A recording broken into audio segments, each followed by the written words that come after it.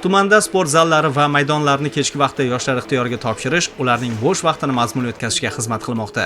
Yosh murabbiy Zuhriddin Tolipov yoshlar uchun sport to'garaklarini yo'lga qo'yib, ularning salomatligi va bo'sh vaqtini mazmunli o'tkazishga hissa qo'shmoqda.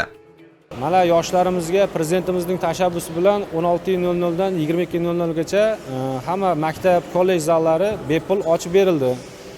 Shundan biz ham foydalanib, o'z to'garagimizni olib boryapmiz. Meni yo'nalishim erkin kurash va Turon aka kurashdan mashg'ulot o'tkazaman. Paxtakor sport maktabida ishlayman. Undan tashqari mahallalarda voleybol to'garaklari, basketbol, futbol to'garaklari doimiy tashkil etiladi.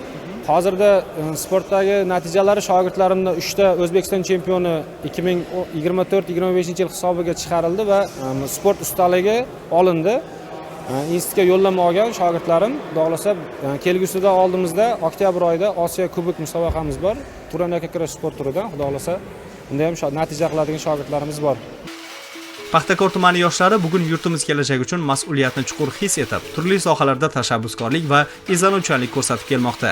Ularning har biri tadbirkorlikda, ta'limda, sportda yoki ijtimoiy hayotda bo'lsin o'z o'rni va iziga ega.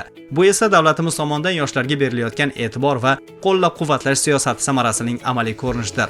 Paxtakor yoshlari misolida ko'rib turibmizki, bugungi avlod ertangi kun bunyodkorlari sifatida yurt taraqqiyotiga hissa qo'shmoqda. Paxtakor tumanining tungi ko'rinishi ham ajoyib. Yoshlarimiz kabi yosharib borayotgan tumanlardan biri.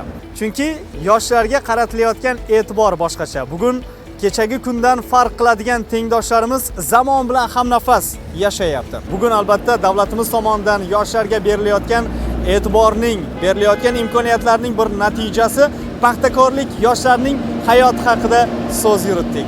E'tiboringiz uchun tashakkur. Yana efir orqali ko'rishguncha xayr, salomat bo'ling.